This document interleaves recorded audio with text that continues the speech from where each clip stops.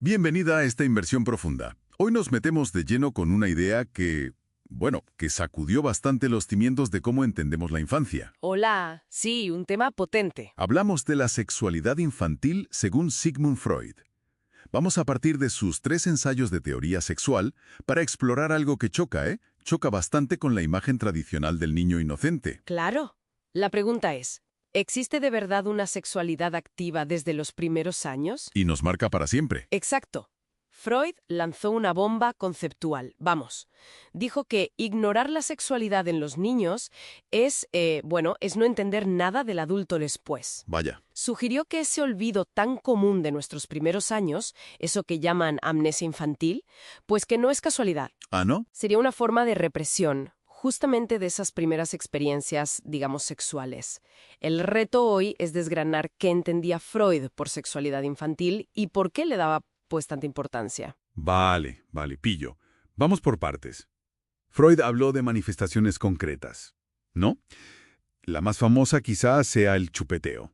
Sí. Pero no el simple acto de mamar para comer, sino ese placer como evidente que encuentra el bebé en la succión por sí misma. Eso es. Freud decía que era una búsqueda de placer centrada en los labios, en el propio cuerpo. Lo llamó autoerotismo. Justo. Y no se quedó ahí, ¿eh? Aplicó la misma lógica a otras zonas. La zona anal, por ejemplo. Ah, claro. Freud vio en el control de esfínteres una fuente de sensaciones placenteras y también de interacción con los demás. El primer regalo, el desafío a los padres. Entiendo. Consideró que cómo se viviera esa etapa podía dejar marcas en la personalidad futura o incluso, en problemas neuróticos. Caray. Y lo mismo con la zona genital, que decía que se activaría pronto, por los cuidados normales, el roce, la propia curiosidad infantil. Sentando bases. Entiendo. Entonces, lo que sugería es que los niños tienen una capacidad para el placer más amplia o diferente a la adulta. He oído hablar de la disposición perversa polimorfa. Suena un poco fuerte, la verdad. ¿Qué significa realmente? Suena fuerte, sí, pero la idea es radical. Polimorfa significa muchas formas. Vale. Y perversa, aquí no tiene esa connotación moral que le damos de adultos, ¿sabes? Se refiere más bien a aquello que se desvía del fin reproductivo adulto. Ah, vale. Freud planteaba que de manera natural el niño puede obtener placer de muchas fuentes y de distintas zonas corporales. Y esto sería antes de que se levanten lo que él llamó diques psíquicos. Diques psíquicos. ¿Te refieres a barreras mentales? Como la vergüenza, el asco, la moral, cosas que aprendemos socialmente. Justamente. Esas barreras, según Freud, se construyen sobre todo en el período de latencia. La latencia. Eso es como desde los 5 o 6 años hasta la pubertad, más o menos. Exacto, por ahí. Y la energía sexual infantil, según él, no es que desaparezca, se redirige. ¿Se redirige cómo? Pues o bien se sublima, es decir, se canaliza hacia actividades que están bien vistas socialmente, aprender, jugar, crear, cosas así. Ya. O bien se usa para construir esas mismas barreras, mediante lo que llamó formación reactiva. Formación reactiva. ¿Qué es eso? Pues desarrollar un sentimiento muy fuerte y opuesto. Por ejemplo, mucho asco hacia algo que antes te daba curiosidad. Todo esto, decía Freud, sería clave para encajar en la cultura, para adaptarnos. O sea, que esa sexualidad inicial o se reprime o se transforma en otra cosa. Entendido. Y Freud también habló de cómo elegimos a quién querer, ¿verdad? Algo así como en 2 tiempos o algo parecido. Sí. Describió una primera fase de elección de objeto amoroso que situaba entre los 2 y los 5 años, más o menos. Ajá. Dirigida, claro, a las figuras más cercanas, padres, cuidadores. Esta elección inicial, con sus metas infantiles, quedaría luego interrumpida o reprimida durante esa latencia que comentábamos. Vale. Y después, en la pubertad, vendría la segunda oleada. Ahí ya hay que buscar nuevos objetos amorosos, fuera de la familia. Claro, lógico. Y aquí es donde pueden surgir conflictos. Por ejemplo, entre la ternura, que es como una herencia de la infancia, y los nuevos deseos más, puramente sensuales del adulto. Es fascinante cómo lo conectaba todo, la verdad. Y creo que también amplió mucho la idea de qué podía generar excitación sexual en un niño, que no era solo el contacto físico directo. Totalmente. Incluyó fuentes que hoy nos pueden sorprender bastante. ¿Como cuáles? Pues mira, por ejemplo, la estimulación rítmica. Piensa en el balanceo de una cuna o en viajar en tren, ese traqueteo. Curioso. También la actividad muscular intensa, los juegos muy movidos, las peleas infantiles, incluso procesos afectivos fuertes, aunque fueran negativos, como el miedo o la angustia. Incluso el miedo. Sí, y hasta el esfuerzo intelectual. Básicamente sugirió que casi cualquier proceso intenso en el organismo podía tener, digamos, un componente de excitación sexual. Vaya, es amplio el concepto, entonces. Mucho. Freud nos dibuja una infancia que, vamos, lejos de ser asexuada, está llena de pulsiones, de placer autoerótico, de curiosidad. Ujú. Y la típica pregunta sobre ¿de dónde vienen los niños? Sería parte de esa investigación sexual infantil, ¿no? Claro, él lo veía así. Y con etapas claras, como la oral, la anal, Ujú. que preceden a la sexualidad adulta. Todo esto, aunque luego no lo recordemos bien por la famosa amnesia infantil. Esa es la clave. Su tesis central es que toda esta actividad sexual temprana, con sus vaivenes y sus conflictos, es fundamental. Deja una huella profunda. ¿En qué sentido? Pues en cómo será nuestra personalidad adulta y también en nuestra vulnerabilidad a ciertos problemas psicológicos, a las neurosis, como las llamaba él. Entiendo. Y esto nos lleva a una pregunta final, quizá para que la gente le dé vueltas. Adelante, dispara. Si gran parte de estas experiencias formativas, que son tan potentes, quedan fuera de nuestra memoria consciente, ¿de qué maneras sutiles podrían esas marcas, esas huellas prehistóricas de nuestra propia sexualidad infantil seguir influyendo hoy? Claro. En nuestras elecciones, en nuestros miedos, en nuestros deseos más íntimos. ¿Cómo operan desde ese olvido? Buena pregunta para cerrar. Da que pensar, desde luego. Iniciamos hoy nuestra inversión profunda. Vamos a por un texto clave de Freud, El sepultamiento del complejo de Edipo, de 1924. Un texto fundamental, sí. Amplía cosas que ya venía diciendo y, fíjate, es bastante pionero al señalar diferencias en cómo se desarrollan sexualmente niños y niñas en la infancia. Justo. Y nuestra misión aquí es intentar desentrañar por qué ese complejo de Edipo, que Freud considera tan central, pues desaparece o se sepulta, como él dice. Exacto. Cómo algo tan potente da paso a esa fase de latencia. Freud lanza, dos ideas iniciales. Sí, habla de desilusiones dolorosas, ¿no? Experiencias negativas con los padres. Eso es. Y también de una especie de disolución programada biológicamente. Pone el ejemplo de la caída de los dientes de leche. Vale, ¿y cómo las ve él? ¿Son una u otra? Pues lo interesante es que no las ve como excluyentes. Cree que son compatibles. Dice algo así como que la experiencia individual, la ontogenia, actúa sobre un programa que ya traemos, heredado, la filogenia. O sea que lo que vivimos despierta algo que, ya estaba ahí latente. Qué curioso. Exacto. Pues si te parece, empecemos por el desarrollo en el niño. Freud lo sitúa en la fase fálica, ¿verdad? Cuando los genitales masculinos cobran importancia. Así es, el niño explora su pene, algo normal, pero eso choca con la desaprobación de los adultos. Y ahí surge la famosa amenaza de castración. Que a menudo viene de figuras femeninas, según Freud. Sí, y a veces se relaciona erróneamente con cosas como mojar la cama. La enuresis. Al principio, el niño como que no se lo cree, le suena a cuento. Pero hay un momento clave, ¿no? Ajá. El momento clave, para Freud, es cuando ve los genitales femeninos. Cuando constata que las niñas no tienen pene. Esa visión es lo que hace que la amenaza anterior de repente se vuelva real. Terroríficamente real, podríamos decir. Ostras, o sea, es la constatación visual lo que le da fuerza a la amenaza, ya. ¿Y eso cómo afecta el complejo de Edipo? A ese querer a la madre y competir con el padre. Pues le afecta de lleno, porque el complejo le ofrecía, digamos, dos salidas. Una activa, quitar al padre de en medio y quedarse con la madre. Claro. Y otra pasiva, ser amado por el padre como la madre es amada. Pero claro, después de asumir que la castración es posible, ambas opciones se vuelven peligrosas. Exacto. La activa implica que te pueden castigar quitándote el pene. Y la pasiva, para Freud, ya supone que te lo han quitado, que eres como la madre, sin pene. Entra ahí un conflicto tremendo. Deseo por un lado, miedo por otro. ¿Y qué gana? Gana el interés narcisista, el interés en conservar el propio pene. Ese interés, digamos, supera el deseo libidinal hacia los padres. ¿Y el mecanismo psíquico cuál es? El yo, esa parte nuestra que maneja la realidad, se distancia del complejo. La energía emocional puesta en los padres, las investiduras, se retiran. Se quitan de ahí. Sí, y se sustituyen por identificación con los padres. Su autoridad se interioriza, se introyecta, y eso forma el núcleo del superyo. ¿El superyo? La conciencia moral interna que desde entonces va a mantener a raya la prohibición del incesto. ¿Y qué pasa con toda esa energía libidinal que se ha retirado? Pues se desexualiza y se sublima, o sea, se redirige a fines no sexuales, más aceptables socialmente, o se transforma en ternura, en afecto. Entiendo. Se salvan los genitales, pero su función sexual entra como en pausa. Se inicia la latencia. Eso es. Idealmente, dice Freud, el complejo se destruye, pero ojo, si solo se reprime, sigue ahí, inconsciente, y puede ser fuente de problemas después, de patologías. Vale, clarísimo el camino para el niño, marcado por el miedo a perder algo. Pero, ¿y la niña? Aquí Freud ya admite que la cosa es más oscura, ¿no? Más lagunosa. Sí, lo dice explícitamente.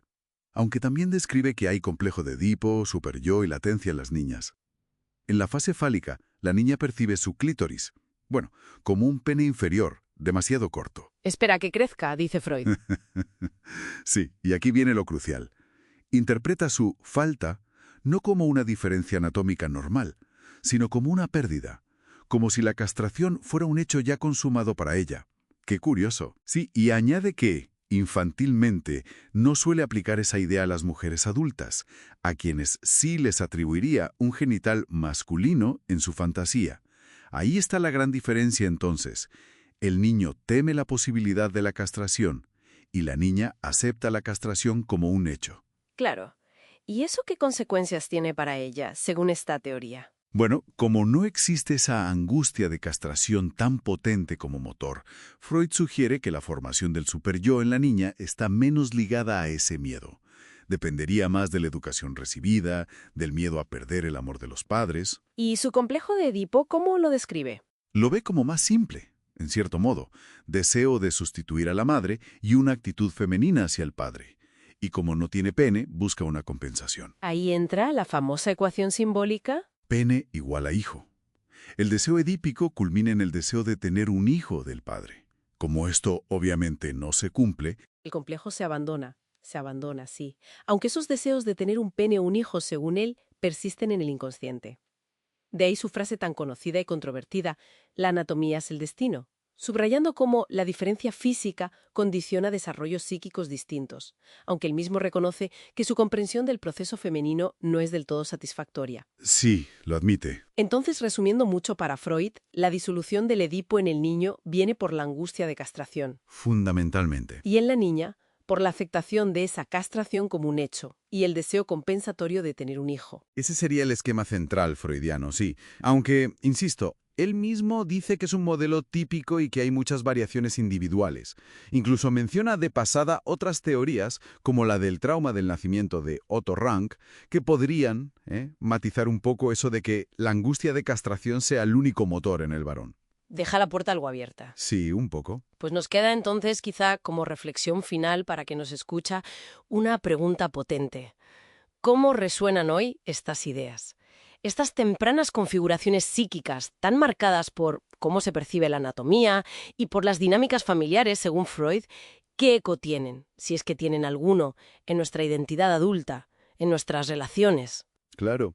¿Y cómo dialoga esta visión, que a veces puede sonar muy determinista, ¿no?, con la enorme riqueza y la singularidad de la experiencia que cada persona vive? Es algo sobre lo que seguir pensando, desde luego. Bienvenida a esta nueva inversión profunda. Hoy vamos a meternos en un texto clave sobre sexualidad humana. Nos centraremos sobre todo en qué pasa en la pubertad, en esas transformaciones. Vamos a ver cómo dice esta fuente que la sexualidad infantil cambia, ¿no?, hacia la adulta. Sí, eso es. La idea es sacar las ideas principales de este material sobre esa etapa. Una etapa crítica. Habla del cambio de metas, de cómo aparece el objeto sexual, que es crucial, y bueno, cómo se reorganizan las pulsiones. Todo bajo eso que llama la primacía genital. Exacto. A ver, partimos de esa sexualidad de la infancia que describe como autoerótica, como fragmentada, ¿no? ¿Cómo se supone que saltamos de ahí a la organización adulta? Según esta visión, claro. Pues el texto marca la pubertad como un antes y un después. La pulsión sexual, que antes iba a lo suyo, al propio cuerpo. Al autoerotismo. Exacto. Ahora necesita encontrar un objeto. alguien o algo fuera. Y las pulsiones parciales, esos impulsos de distintas zonas que iban un poco por libre en la infancia, Ujú. confluyen. Confluyen ¿Hacia dónde? hacia una meta sexual nueva, unificada. Y organizada, como decíamos, alrededor de la zona genital. Es la primacía genital. O sea, los genitales toman el mando, por así decirlo. Ya no son una zona más. Vale. Y ahí, en este nuevo esquema, meto un concepto. El placer previo. ¿Eso qué es? ¿Qué papel juega? Ah, sí. Es fundamental en esta nueva lógica. A ver, las otras fuentes de excitación, no. La vista, el tacto, las fantasías. Todo eso genera placer previo. Su función, dice el texto, es aumentar la tensión sexual que te empuja hacia el placer final. ¿Qué sería la descarga al orgasmo? Eso es, la descarga asociada a los genitales. Es como el mecanismo que organiza el acto sexual adulto, tal como lo ve esta fuente. Pero ojo, que el mismo texto dice que cuidado con ese placer previo, ¿no? Que puede tener sus líos. Cierto, cierto. Señala que si ese placer, el preliminar, es demasiado potente por sí mismo, o si la tensión que crea no es bastante para llevar al acto final. Se puede parar ahí. Exacto. El proceso puede detenerse.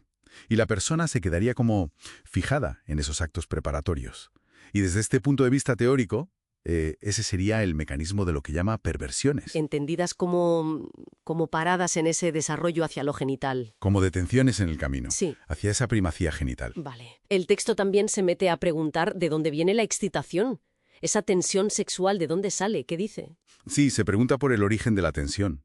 Descarta ideas simples como, que se acumulan productos sexuales y ya. Claro. Eso no explicaría a los niños o a mujeres mayores o... O personas castradas. Exacto. No cuadra. Entonces propone una hipótesis más química. Ah, aquí es donde la cosa se pone específica. Habla de sustancias químicas concretas, que igual se producen en las glándulas intersticiales, las llama glándulas de la pubertad, y que serían las que cargan de tensión sexual el sistema nervioso. Justo. Y esto lo conecta de lleno con el concepto del líbido. La fuente define la libido como, una energía psíquica, que se puede medir, cuantificable y de origen sexual. Es la fuerza, digamos. La fuerza de las pulsiones. Eso es. Y distingue entre el líbido yoica, la que va al propio yo, al narcisismo, Ujú. que sería como el depósito original, ¿Y la otra? y la libido de objeto, la que invertimos en otros, en personas, en representaciones fuera de nosotros.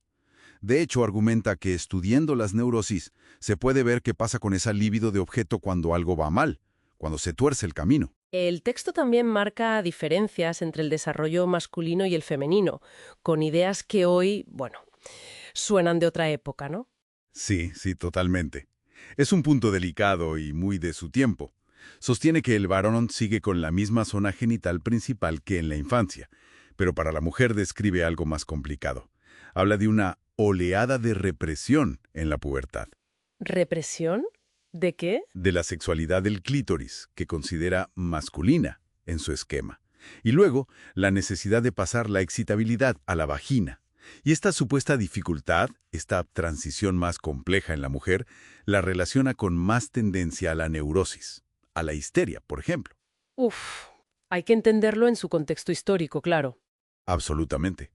Es la perspectiva de esta fuente concreta, de esa época. Y ya para ir cerrando el desarrollo, llegamos al hallazgo de objeto. ¿Cómo encontramos, según esto, a quién dirigir la libido ya reorganizada? Pues lo plantea más que como un descubrimiento, como un reencuentro. Reencuentro. ¿Con quién? Con las figuras del principio. Las del cuidado, la madre sobre todo, que al principio estaba ligada a la comida, a la protección. El cariño de la infancia, digamos, pone los cimientos para elegir después. Pero no podemos dirigir la libido a los padres.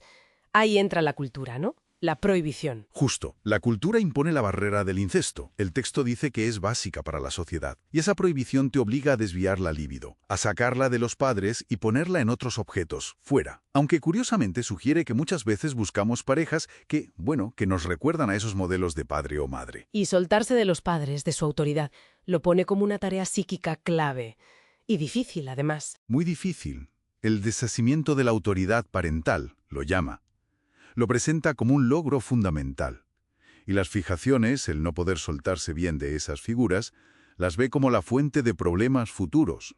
Problemas en la vida adulta. Sí, en la vida amorosa, sexual, menciona la neurosis, la frigidez, como posibles consecuencias de esas fijaciones no resueltas.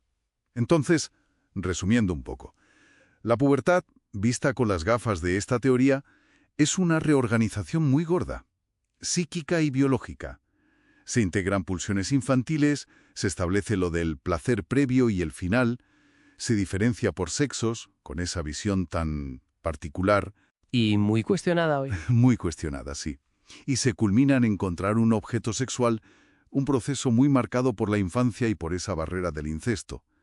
Y si hay problemas en este camino, pues se entienden como paradas, como fijaciones en etapas anteriores. Entonces, la reflexión que nos deja este material es potente, ¿no? Nos hace pensar en cómo todo esto, estas reorganizaciones de la pubertad, esas posibles fijaciones que describe, esa mezcla de biología, lo vivido de niños, las presiones culturales, cómo todo eso podría seguir sonando, seguir influyendo en nuestra vida afectiva, en nuestra sexualidad de adultos, quizá de formas que ni nos damos cuenta, ¿no? De forma inconsciente. Exacto.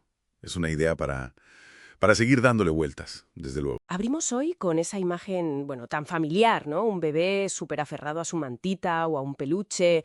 Pero, a ver, es solo un consuelo, sin más. Tenemos aquí el capítulo de Winnicott sobre objetos transicionales, el de realidad y juego.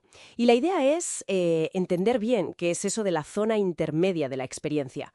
Vamos a ello. Vamos, es un concepto, la verdad, fascinante. Winnicott lo llama la primera posesión no yo. Y fíjate, no es solo el típico osito o un trozo de tela. Puede ser chuparse el dedo o incluso un sonido. Como un canturreo que repiten antes de dormir. Suele pasar, pues, entre los 4 y los 12 meses, más o menos. Vale. Aquí hay tema. Porque Winnicott como que no se conforma con lo de mundo interior y mundo exterior. Introduce una tercera zona. ¿Cómo es eso? Una zona intermedia. Esa es la clave, exacto. La zona intermedia de experiencia. Piénsalo como un espacio mental de juego. Un lugar seguro, ¿sabes? Donde lo de dentro, lo subjetivo, y lo de fuera, lo objetivo, pues pueden relacionarse sin chocar. Ahí está la ilusión. Algo que según él, el bebé necesita vivir. Y es que de ahí, ojo, sale el juego, la creatividad. Incluso dice que ahí están las raíces de la cultura, el arte, la religión, ya en la vida adulta. ¡Ostras! Vale, aquí se pone interesante, porque no es solo el objeto, es como un proceso. Winnicott dice, y esto me ha llamado la atención, que el bebé crea el objeto justo cuando la madre, o quien le cuide, se lo da. ¿Cómo? ¿No es un poco raro eso? Sí, suena raro, pero ahí está el meollo de su idea de la madre suficientemente buena. A ver, al principio, la madre se adapta casi al 100%. Totalmente. Y eso le da al bebé la ilusión de que el pecho o el biberón, vamos, el cuidado, aparece porque él lo desea, como si lo creara con su deseo. Es una omnipotencia, pero ilusoria, que necesita. Y luego, pues, poco a poco, la madre se adapta un poquito menos. Le desilusiona, pero gradualmente. Y eso le ayuda a pillar que hay una realidad fuera, que no es él. Ese valle, ilusión-desilusión, es vital. Ah, vale. O sea que esa adaptación tan fina de la madre es lo que permite que surja esa zona donde el bebé puede crear el objeto. Y ese objeto tiene unas características muy suyas, según Winnicott, ¿verdad? Sí. Y son muy curiosas, la verdad. El bebé como que reclama derechos sobre él. Lo achucha, lo quiere. Pero también lo puede morder, tirar, con rabia. Y el objeto tiene que sobrevivir, ¿sabes? A ese amor y a esa agresividad. ¿Y no debe cambiar? Bueno, a no ser que lo cambie el propio bebé. A veces hasta parece que tiene vida propia para él. Lo importante es que no es una alucinación, ¿eh? Pero tampoco lo vive como algo totalmente externo al principio. Es, como dice Winnicott, la raíz del simbolismo. El primer paso para poder usar símbolos luego. Claro, es como si fuera un campo de pruebas para las relaciones, ¿no? Tiene que aguantarlo todo. Y me parece genial eso que dice de que no hay que preguntarle al bebé si lo creó o se lo encontró. Justo. Esa ambigüedad es la clave. Es como un pacto no dicho. Dejar la pregunta en el aire. porque todavía no es un símbolo como lo entendemos nosotros. La línea entre fantasía y realidad aún no está clara para él. Es, como dice Winnicott, la raíz del simbolismo. El primer paso para poder usar símbolos luego. Y esto no es solo teoría abstracta, no. Mencionabas antes que tenías ejemplos clínicos. Sí, él mismo cuenta casos. Recuerdo el de dos hermanos. Uno, después de un destete difícil, se aferró a un conejo de peluche, pero seguía muy dependiente de la madre. El conejo era más bien un consuelo pasivo, digamos. El otro hermano, en cambio, tenía su nana. Primero era la punta de una manta, luego un jersey, y parecía que lo usaba para calmarse él solo, para ser más independiente. Se ve claro, sí. En un caso ayuda a separarse, en el otro no tanto. Entonces, ¿qué pasa luego con estos objetos? ¿Se quedan ahí para siempre o...? Pues en un desarrollo normal, el objeto físico como tal, la mantita, el peluche, va perdiendo fuelle, pierde importancia. Pero, y esto es lo interesante, esa capacidad para estar en la zona intermedia, ese espacio entre lo mío y lo de fuera, eso no desaparece. Winnicott dice que se difumina, se extiende, se queda con nosotros en la cultura, en el juego adulto, en el arte, la religión, la imaginación. Entonces, resumiendo un poco, esa mantita hecha polvo o ese peluche sin ojo no son solo una anécdota infantil, son como la prueba de nuestro primer viaje a una forma de vivir el mundo, mezclando lo de dentro y lo de fuera. Una capacidad para la ilusión que de alguna forma seguimos teniendo. Exactamente. Conservamos esa habilidad para movernos ahí, en esa zona intermedia. Y esto, claro, nos deja una pregunta interesante para darle vueltas, ¿no? Si esta capacidad para la ilusión, para vivir en ese espacio entre dos mundos, es tan básica y se forma antes de que distingamos bien el yo del no yo, ¿hasta qué punto nuestras experiencias de adultos, incluso las que nos parecen superobjetivas, siguen teñidas por esa primera relación con la ilusión que aprendimos de bebés? Ahí lo dejo. Bienvenidas y bienvenidos a esta inmersión profunda. Hoy nos metemos de lleno en cómo empezamos a movernos, desde esos primeros reflejos hasta, bueno, los primeros pasos que nos ponen de pie. Tenemos delante fuentes muy interesantes, sobre todo de Brian J. Crudgy, que nos van a guiar. La idea es entender cómo esas acciones automáticas, casi involuntarias de los bebés, pues dan paso a la coordinación que necesitan para explorar el mundo. Exacto. Vamos a ver reflejos que sorprenden, cómo se desarrolla el movimiento paso a paso y, bueno, cómo madura nuestro control motor. Eso es. Empecemos por ahí, por los reflejos. ¿Qué son exactamente? Y, sobre todo, ¿por qué son tan importantes nada más nacer? Pues mira, son respuestas automáticas, ¿sabes? Involuntarias. Se disparan por estímulos muy concretos. Y son, bueno, esenciales al principio. No solo para sobrevivir, Claro. sino que también son como un primer vistazo a la salud neurológica. Si un reflejo va mal o dura demasiado, puede ser una señal. Entiendo. Una especie de chequeo temprano. Justo. Y fíjate, la variedad es increíble. Tenemos el reflejo de Moro. Ah, sí, el del susto. Ese mismo. El bebé como que se abre entero, extiende brazos y piernas y luego lo recoge. A veces con un simple ruido. Ya. O el de prensión palmar. Esa fuerza con la que agarran un dedo. Es sorprendente. Quizás sea un recuerdo de nuestros ancestros primates, quién sabe. Oye, y me llama la atención los que parecen como ensayos para el futuro. Leí sobre el reflejo de marcha, Ajá. que si sostienes al bebé así en vilo y los pies tocan algo, parece que quiere caminar. Sí, es muy curioso. Pero eso luego desaparece, ¿no? Mucho antes de que anden de verdad. Y eso es. Desaparece, sobre los 5 meses. Igual que otros movimientos como unos de natación si los pones en agua. ¡Anda! Lo interesante es que, aunque se vayan, nos dicen que ya tenemos patrones motores muy básicos, ahí, como preprogramados. De hecho, hay estudios, Celazo por ejemplo, que sugieren que si ejercitas ese reflejo de marcha, bueno, quizás se adelante un poquito el caminar voluntario. Ah, sí. Pero con cautela, La maduración del cerebro, del sistema nervioso, sigue siendo lo fundamental. Entendido. Entonces, a ver si lo pillo. Algunos reflejos son como pruebas, otros desaparecen.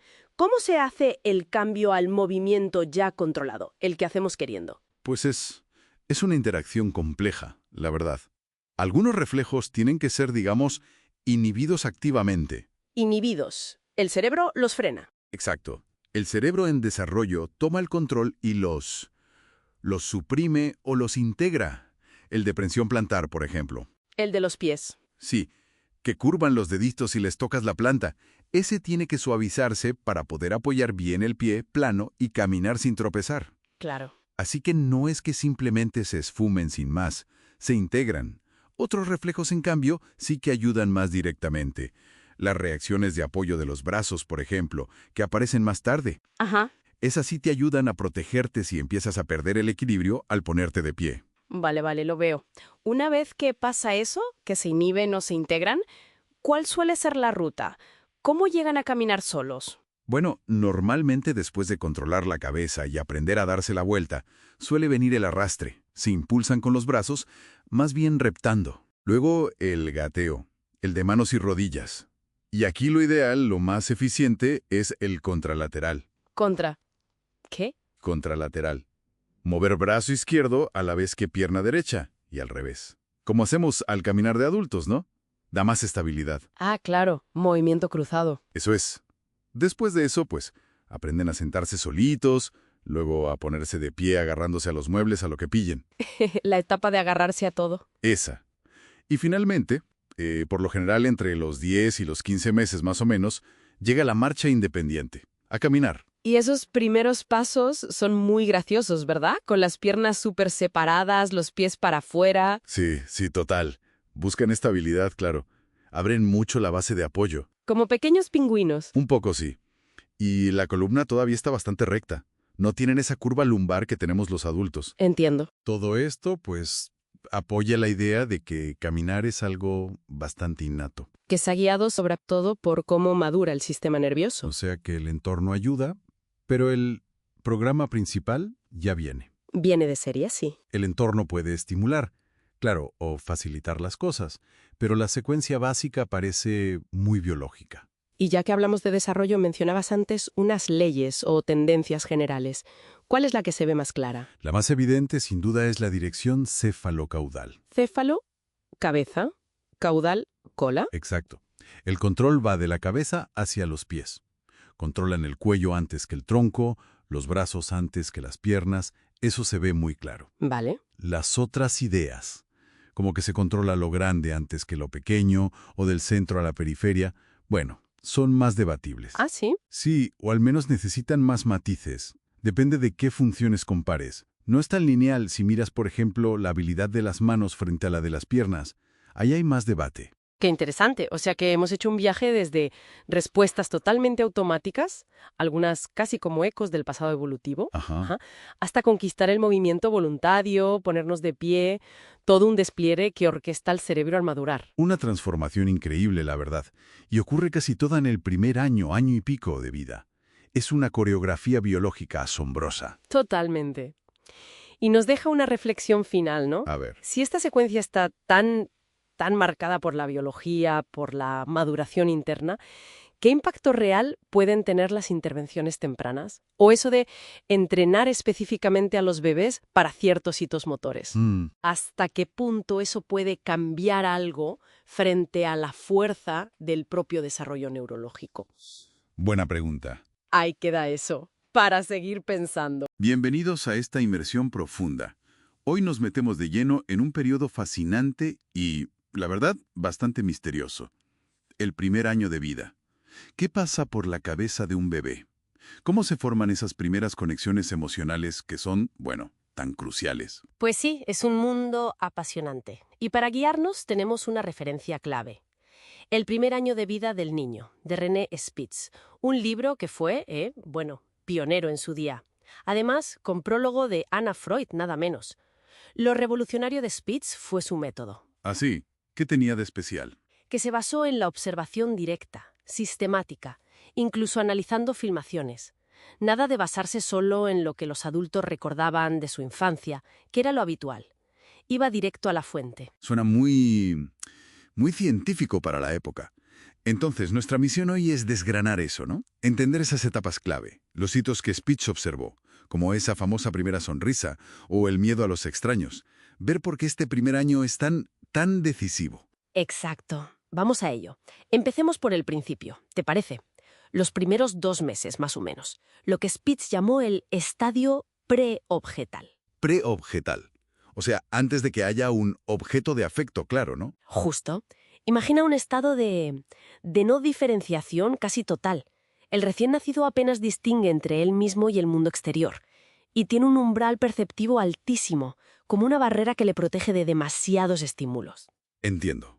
Como si el mundo estuviera un poco en silencio al principio. Algo así.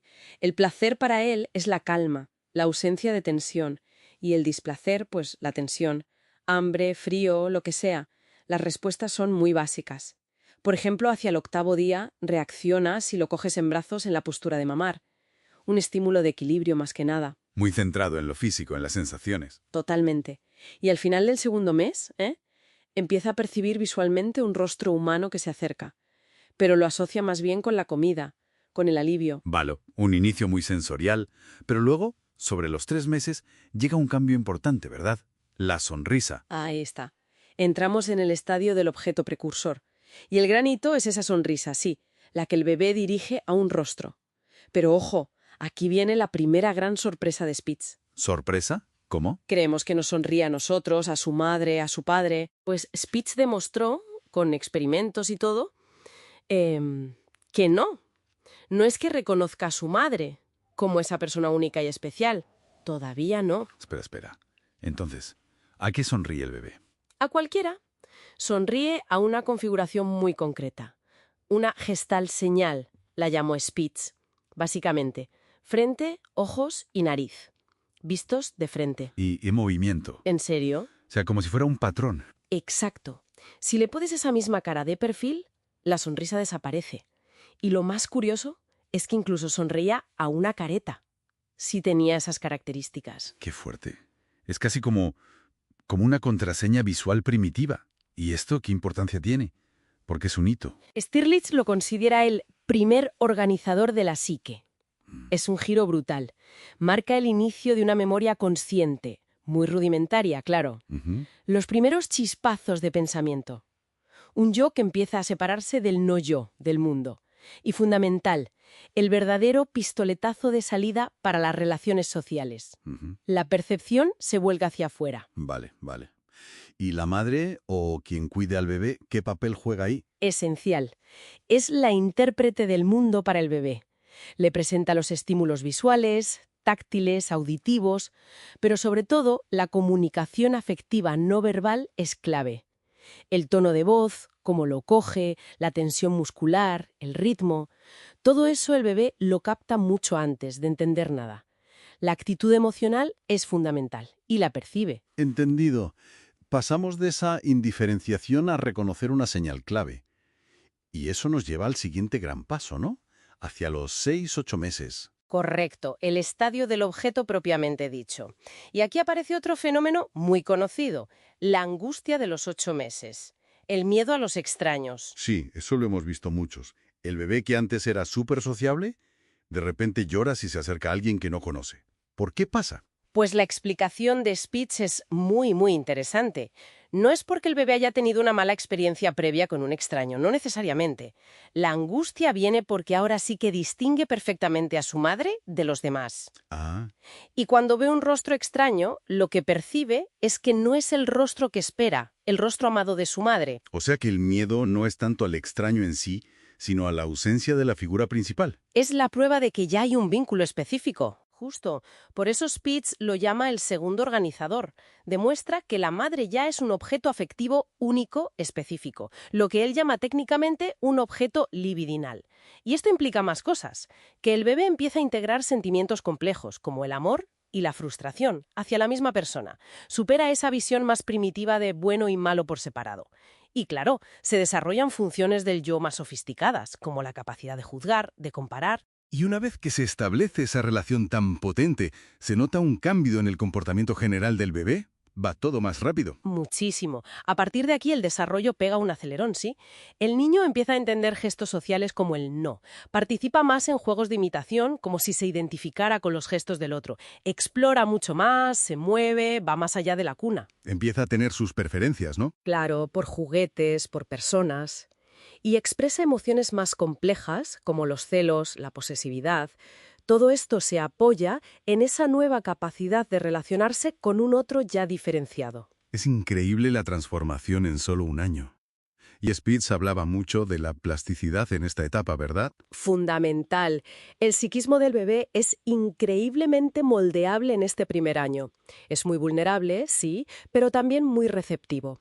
Su yo aún se está formando, es poco estructurado. Por eso las experiencias, sobre todo la calidad de esa interacción afectiva con la figura principal, tienen un impacto tan profundo, tan estructural. Resumiendo un poco el viaje, hemos pasado de un estado casi puramente fisiológico, indiferenciado, a un ser social capaz de un vínculo único, profundo, específico. Y todo esto, parece, impulsado por esa interacción constante, esa comunicación emocional con la figura materna o cuidadora. Esa es la esencia del proceso que describe Spitz. Una construcción increíble, paso a paso, marcada por esos hitos, esos organizadores que van estructurando la mente del niño. Y para cerrar, una reflexión final que el propio Spitz dejaba caer, ¿no? Sus estudios se basaron mucho en la cultura occidental, donde a menudo hay una figura materna principal. Exacto. Pero él mismo citaba a antropólogos como Margaret Mead, que observaron otras culturas. En Samoa, por ejemplo, los cuidados eran más compartidos. En Bali el rol del padre era distinto. Y eso los deja pensando. Si los principios de Spitz sobre la necesidad de ese vínculo y de la comunicación afectiva son universales, ¿cómo podrían esas otras formas de organizar el cuidado en otras culturas modelar de manera diferente la aparición de estos lazos tan fundamentales? En toda su diversidad, desde el minuto cero. Da para mucho, desde luego. Bienvenida o bienvenido a este análisis profundo. Hoy nos metemos de lleno en un texto clave. Psicología del niño de Jean Piaget y Barbel Ingelder. Un clásico fundamental. Sí, señor. La misión hoy, pues, es destilar las ideas principales sobre esa primera etapa, ¿no? El desarrollo mental en el periodo sensomotor, Eso es. que son los primeros 18 meses, más o menos. Una etapa sin lenguaje hablado como tal, pero, bueno, donde se cimienta todo, ¿no? Precisamente, vamos a ver cómo explican Piaget e Ingelder que se construye la inteligencia, la comprensión del mundo, antes de tener palabras. Uf. Es un viaje increíble, de verdad.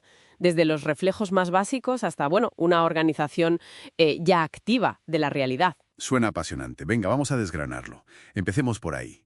Inteligencia antes del lenguaje. ¿Cómo es eso posible? Pues mira, Piaget lanza esa idea, ¿no? La inteligencia sensomotora, que es puramente práctica basada en percibir y moverse. exacto. No es solo responder a estímulos, ¿sabes? Es más activo. Es como que el bebé asimila el mundo, lo integra en sus esquemas de acción. Ya. Esquemas de acción. Claro. Y esto no pasa de la noche a la mañana. Hay estadios. El primero, el estadio I, son los reflejos. Succionar, agarrar. Eso. Eso es. Pero ojo, que incluso esos reflejos se van perfeccionando con la práctica. Se generalizan.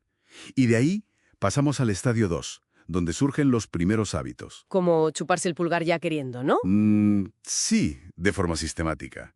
Pero Piaget dice que esto todavía no es inteligencia propiamente dicha. ¿Por qué no? Porque falta, digamos, la diferenciación clara entre lo que es el medio y lo que es el fin. Aún no usa una acción para conseguir otra cosa distinta de forma intencionada. Vale. Pero eso empieza a cambiar pronto, ¿no? Hacia los 4 o 5 meses. Estadio 3. Cuando ya coordina lo que ve con lo que agarra. Y las reacciones circulares. ¿Qué son? Ah, eso es clave. Son cuando el bebé repite una acción que, como por casualidad, le ha producido un resultado interesante. Por ejemplo, Pues el típico ejemplo, agita la mano, suena un sonajero que tiene cerca y entonces sigue agitando la mano para que vuelva a sonar.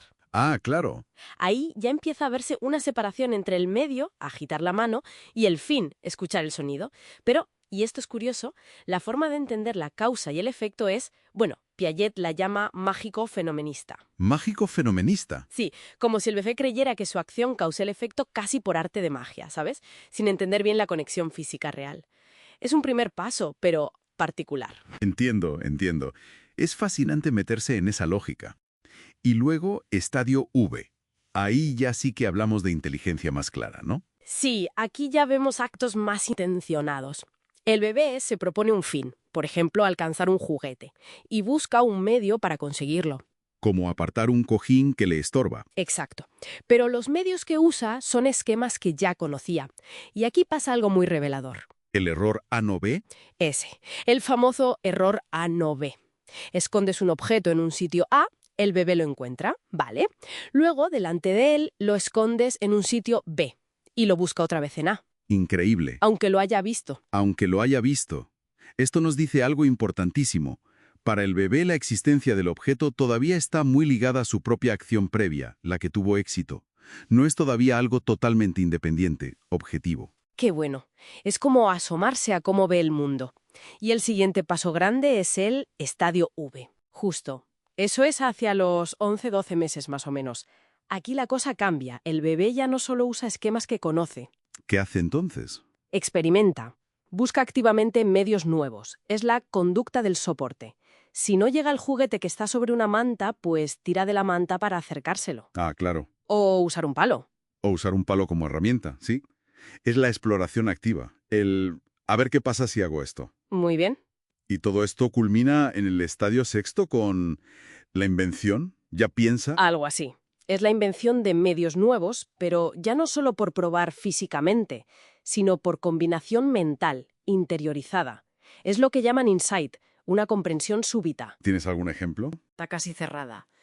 Prueba, falla. Se para, parece que piensa. Piaget describe que a lo mejor abre y cierra la boca, como simulando la acción, y de repente, ¡zas!, mete el dedo en la rendija y la abre. ¡Wow! O sea, resolvió el problema en su cabeza. Eso parece. ¿Es el inicio del pensamiento simbólico, en cierto modo? Qué desarrollo tan impresionante en lo práctico. Pero Piaget e Ingelder dicen que, a la vez, se está construyendo la idea misma de realidad. ¿Cómo es ese paso? ¿De un universo centrado en uno mismo a un mundo objetivo? Esa es la otra gran conquista del periodo, sí. Se construye lo que llaman el esquema del objeto permanente. Entender que las cosas existen aunque no las vea. Eso es, y no es poca cosa. Se logra poco a poco, y va muy ligado a cómo organiza el espacio.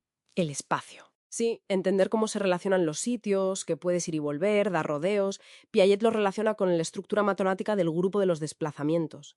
Y también con organizar el tiempo y la causalidad. La causalidad también cambia. Claro, pasa de esa visión mágico-fenomenista a una más objetiva espacializada. Entiende que para mover algo, normalmente, hay que tocarlo. Tiene que haber contacto. Ya no es magia. Exacto. Se pasa de un universo donde todo gira en torno a la acción propia a un universo objetivo, con objetos estables que existen por sí mismos en un espacio y un tiempo compartidos. Y señalan que esto tiene un reflejo, un eco, en lo afectivo. ¿Cómo se relaciona? Pues dicen que hay un paralelismo muy claro. Se pasa del adualismo inicial. A dualismo. Sí, esa fase donde no hay una frontera clara entre el yo y el mundo. Lo llaman un narcisismo sin narciso, porque ni siquiera hay un yo diferenciado para ser narcisista. Vale, pues de ahí se pasa a establecer relaciones objetales. O sea, el afecto, el cariño, se empieza a dirigir hacia esas personas, esas cosas, que ahora sí se perciben como objetos exteriores, permanentes, distintos de uno mismo. La diferenciación permite querer de otra manera. Exactamente. Diferenciarte tú y diferenciar a los otros permite establecer vínculos afectivos específicos. De hecho, hay estudios posteriores, como los de Gubin de Carrier, que encontraron correlaciones. A medida que se desarrolla la noción de objeto permanente, también avanzan las etapas de la relación afectiva. Fascinante. Entonces, para resumir este viaje increíble de los primeros 18 meses, sin tener palabras, se ponen los cimientos no solo de cómo pensamos en términos prácticos, sino de nuestra forma de entender el mundo. Totalmente. Un mundo de objetos estables, en un espacio, en un tiempo. Y también de cómo nos relacionamos afectivamente con ese mundo y con los demás. Exacto. Y a mí me deja siempre una idea resonando, ¿sabes? A ver. Si estas estructuras tan fundamentales de la realidad, de la permanencia, del afecto, si se construyen tan pronto, antes del lenguaje abstracto, ¿hasta qué punto siguen ahí, debajo de todo, moldeando nuestra experiencia de adultos de formas que ni siquiera notamos? Buena pregunta. Es algo para darle vueltas, ¿no? Cómo esa base sensomotora sigue influyendo en cómo percibimos, cómo sentimos, cómo nos relacionamos, toda la vida. Sin duda. Algo en lo que seguir pensando. Hola. Hoy vamos a hacer una inmersión profunda en un momento fascinante. Cómo los niños, los más pequeños, empiezan a usar símbolos, a representar el mundo en su cabeza. Nos basamos en el capítulo 3 de Psicología del Niño. Exacto. vamos a explorar eso que se llama la función semiótica o simbólica, ese momento clave, que suele ser pues alrededor del 1,5 años, 2 años. Ahí es cuando de repente pueden usar significantes, ya sabes, palabras, gestos, imágenes mentales, para hablar de cosas, de significados, que no están delante. Ah, claro. Es el gran salto de la acción directa a la representación. Entendido. Y nuestra misión hoy es, desentrañar cómo surge esa capacidad y qué formas toma al principio. Vamos a ello. Vamos. Porque antes de esta etapa, en lo que llamamos el periodo sensomotor, la inteligencia del bebé actúa sobre lo que tiene delante, ¿no? Lo presente. Eso es. Hay significados, claro, entiende cosas, pero no tiene símbolos diferenciados para evocar lo que no está. Usa, indicios, señales, pero no símbolos en el sentido estricto. Y de repente, como decías, llega esta función semiótica y aparecen varias conductas, casi a la vez. Sí, es como un paquete. Aparece, por ejemplo, la imitación diferida. O sea, el niño ve algo y lo imita horas después o al día siguiente, ya sin el modelo delante. Ya. Eso ya implica una imagen interna, ¿no? Claro, es un inicio de representación. Y muy ligada a esto, el juego simbólico. El famoso jugar a como si. El hacer que un plátano es un teléfono, por ejemplo. Exacto. O jugar a dormir o hacer dormir a un muñeco, la representación es clarísima y usan gestos, objetos como símbolos. Luego, un poco más tarde, sobre los 2,5 años, aparece el dibujo, que es algo intermedio entre el juego y la imagen mental. Y la imagen mental en sí misma, que entiendo que no es como una foto que guardamos. Para nada. Es una imitación, pero interiorizada, algo que no existía en la etapa anterior, en la sensomotora. Y finalmente, claro, el lenguaje naciente. Usar palabras Para evocar eventos o cosas que no están presentes, es decir, agua porque tiene sed, aunque no la vea, o miau recordando al gato. Vale. Parece que la imitación está como detrás de casi todo esto, ¿verdad? Es que es fundamental. Piensa que las 4 primeras conductas que hemos dicho, la imitación diferida, el juego, el dibujo, la imagen mental, todas se basan de una forma u otra en la capacidad de imitar.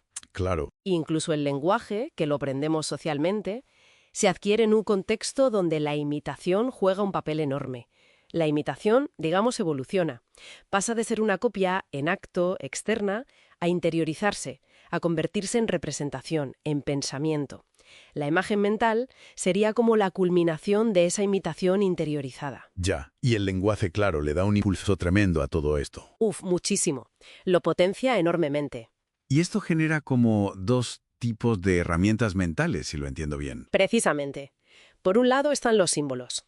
Estos son más personales, más individuales, y son motivados, es decir, guardan alguna semejanza con lo que representan. Piensa en el juego, en un gesto que imita una acción o en una imagen mental. Ya. Y por otro lado están los signos. El ejemplo claro es el lenguaje. Son arbitrarios. La palabra mesa no se parece nada a una mesa. Y son convencionales, colectivos. Hay que aprenderlos de la sociedad. Me interesa mucho eso del juego simbólico. Decías que es más que simple diversión. Mucho más. Es importantísimo. Su función principal no es tanto ajustarse a la realidad, como suele hacer la inteligencia, sino más bien lo contrario, asimilar la realidad al yo. Asimilarla al yo.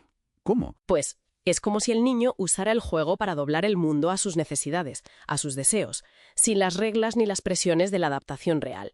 Ahí puede expresar cosas, revivir situaciones, resolver conflictos afectivos. Utiliza su propio sistema de símbolos, muy personal. Puede, por ejemplo, recrear una escena que le causó tensión en el desayuno, pero con muñecas, y darle un final feliz. O compensar una necesidad, o invertir roles. Es como un laboratorio emocional, ¿no? Para procesar vivencias. Totalmente. Para liquidar conflictos, como decía Piaget. Es fundamental para su equilibrio afectivo. Entendido. ¿Y el dibujo? ¿Qué nos dice de su forma de ver el mundo? Pues Lukács estudió esto muy bien. Vio que la intención del niño siempre es ser realista, dibujar las cosas como son. Pero claro, pasa por fases muy claras. Empieza con el garabato, que a veces por azar parece algo, es el realismo fortuito. Luego viene una fase muy curiosa, el realismo frustrado. ¿Frustrado? Sí, porque quiere dibujar algo complejo, como una persona, pero no puede coordinar los elementos. Y de ahí sale el famoso monigote renacuajo, una cabeza de la que salen directamente las piernas. Ah, sí, el clásico. Luego viene una etapa fascinante, el realismo intelectual. Aquí dibuja no tanto lo que ve, sino lo que sabe que está ahí. ¿Cómo es eso? Pues dibuja un perfil, pero le pone los dos ojos. O dibuja una casa y se ve lo de dentro, como por transparencia. O las raíces de un árbol bajo tierra, porque él sabe que están ahí. Qué curioso, dibuja el concepto, no la percepción visual pura. Exacto. Y solo más tarde, ya sobre los 8 o 9 años, empieza a dominar el realismo visual, con la perspectiva, las proporciones correctas, dibujando solo lo que se ve desde un punto de vista.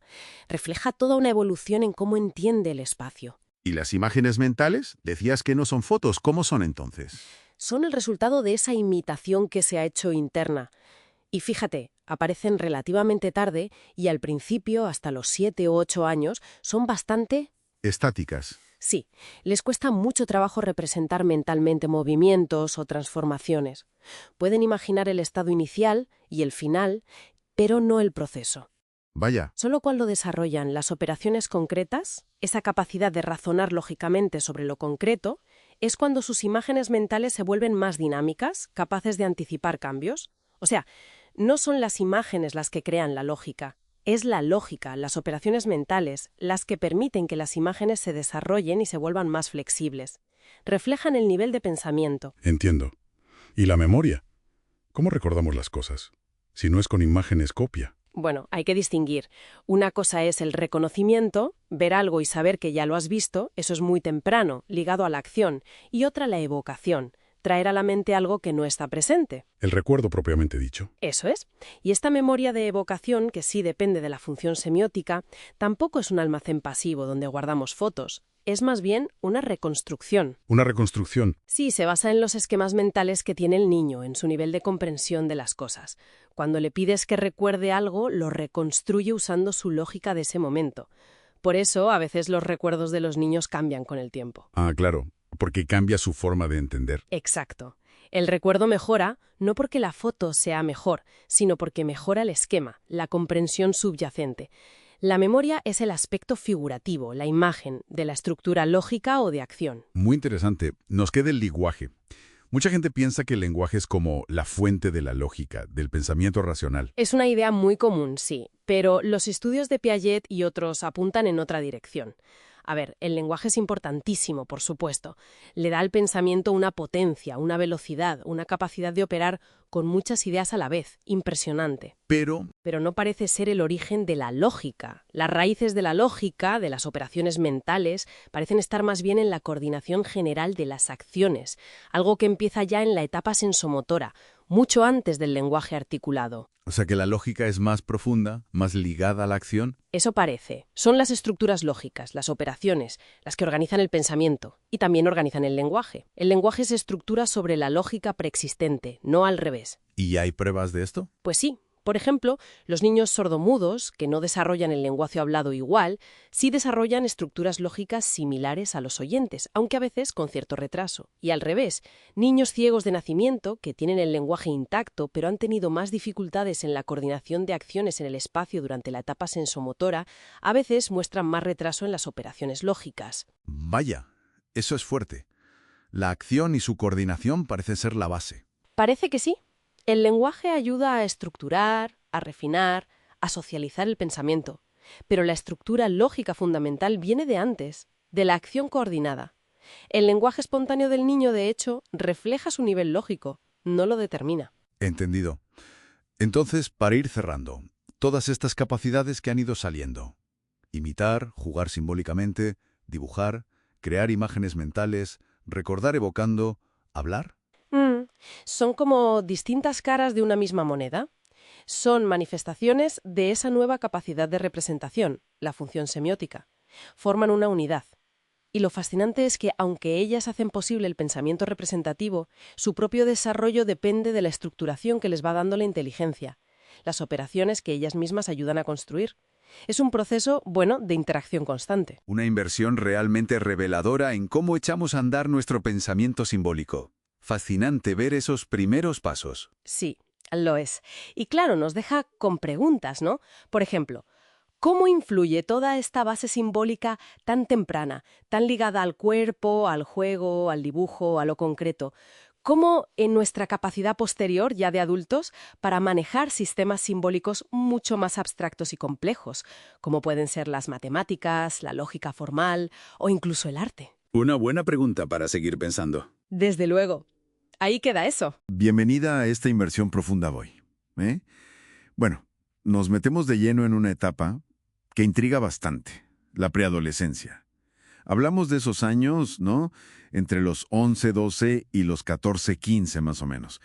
Y tenemos delante material que describe un cambio mental importante. La idea hoy es intentar desgranar cómo se pasa de pensar solo en lo tangible, lo que ves y tocas, a razonar sobre posibilidades, hipótesis, ideas abstractas. A ver si lo conseguimos desenredar. Exacto. Es justo ese momento en que lo real, lo que tienen delante, empieza a verse como una posibilidad más dentro de un abanico enorme de cosas que podrían ser. Es lo que prepara un poco la adolescencia, ¿no? Libera el pensamiento de lo inmediato para mirar hacia, ideales, el futuro. Y el gran salto, según entiendo de las fuentes, es que empiezan a poder razonar bien sobre proposiciones, ideas que no tienen por qué ser ciertas o reales. Puras hipótesis. Ahí es donde la cosa, se pone interesante. ¿Cómo funciona eso exactamente? Pues mira, ahí nace lo que llamamos el pensamiento hipotético deductivo. Y una consecuencia muy directa, muy clara, es la combinatoria. O sea, la capacidad de generar, pero de forma sistemática, todas las combinaciones posibles de elementos o de ideas. Ya no es solo agrupar cosas que se parecen. Ah, claro. Como en el ejemplo ese de los líquidos incoloros, ¿verdad? Que antes pues igual mezclaban dos al azar o todos juntos. Pero ahora no. Ahora prueban 1 con 2, 1 con 3, 2 con 3, o sea, metódicamente, hasta que encuentran la mezcla que funciona. Consideran todas las opciones. Es un cambio de enfoque. Exacto. Y eso mismo lo aplican a las ideas. Empiezan a usar operaciones lógicas más complejas, como la implicación, el si pasa esto, entonces, o la disyunción, el o esto, lo otro, o los dos. Y lo usan para razonar sobre afirmaciones, negaciones, incluso discutiendo, ¿sabes?, con argumentos verbales mucho más elaborados. Y antes, mencionabas algo de que se juntaban formas de deshacer las cosas mentalmente. ¿Cómo era eso? La reversibilidad, justo. A ver, antes tenían como dos maneras separadas de revertir una acción mental. Una era la inversión. Piensa en sumar y restar. Plus A menos A igual a 0. Es negar o anular, muy típica de cuando clasifican cosas, por ejemplo. Y la otra era la reciprocidad, que es más bien compensar una diferencia para llegar a una igualdad, como en una balanza. Si A es menor que B, haces algo para que A sea igual a B. Típica de cuando ordenan cosas. Y funcionaban como en mundos separados. ¿Y ahora? Se fusionan, trabajan juntas, NRC por las iniciales. Identidad, negación, reciprocidad, correlativa.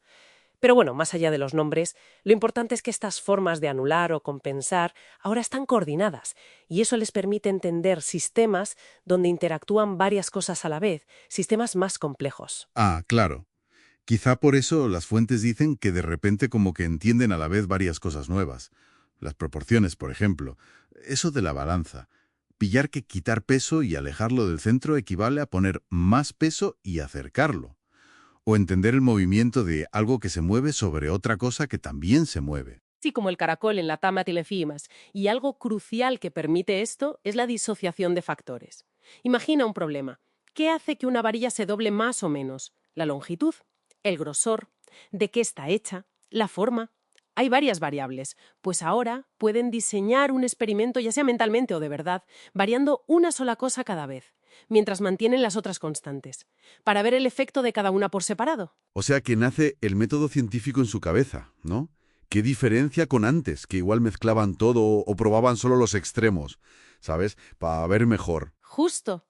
Como con el péndulo, aíslan el efecto de la longitud del hilo y comprueban sistemáticamente que ni el peso de la bola ni cuánto lo empujes al principio son lo importante para cuánto tarda en ir y venir. Y ojo que esta revolución en la forma de pensar no es solo cosa de resolver problemas de física.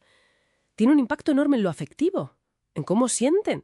Al poder pensar más allá de lo que tienen delante de lo real, se abre el mundo a los ideales. La justicia social, la idea de patria como algo abstracto, la lealtad a un grupo. Y también hacer planes de futuro, proyectos, construir sus propias teorías sobre la vida, sobre el mundo, pensar en qué quieren ser. Todo eso bebe de esta nueva capacidad de manejar lo posible. Es fascinante, la verdad. ¿Y qué impulsa todo esto? Porque es un cambio muy grande. Las fuentes hablaban de varios factores, ¿no? Sí, mencionan la maduración del cerebro, que es necesaria pero no suficiente. También la experiencia, claro, interactuar con objetos, con la gente. Pero el motor que como que integra todo esto, el mecanismo central, es la equilibración. Es un proceso de autorregulación constante. Autorregulación. ¿Cómo? ¿Cómo funciona eso? Pues imagínate que la mente se encuentra con algo que no cuadra, una contradicción, un problema nuevo, una perturbación, lo llaman. La equilibración es ese proceso activo por el que la propia mente se reorganiza para resolver esa tensión. Construye estructuras de pensamiento nuevas, más potentes, más estables, que sí puedan explicar eso que antes no encajaba. Es como si la mente se fuera actualizando a sí misma, buscando siempre un equilibrio mejor, una mayor coherencia, una mayor capacidad. Y esto funciona tanto para entender el mundo como para manejar las emociones y las relaciones. Qué potente. Es increíble pensar cómo esa capacidad de manejar lo posible, lo hipotético, no solo cambia cómo resuelven un problema de mates o de física, sino que transforma su identidad, sus valores, cómo se ven en el futuro. Pasar del «las cosas son así» al «así es como podrían ser». ¡Uf! Exacto. Y claro, nos deja pensando. Si entendemos que este desarrollo no es algo que pase solo, sino que es una construcción activa, una búsqueda de equilibrio, ¿cómo podríamos nosotros, en el día a día, en casa, en el instituto, acompañar mejor ese proceso? ¿Cómo ayudar a gestionar esas perturbaciones, esos desequilibrios cognitivos y afectivos, para que sean un motor de crecimiento y no una fuente de bloqueo? Es una buena pregunta para darle una vuelta, ¿no? Bienvenidas y bienvenidos a esta inversión profunda.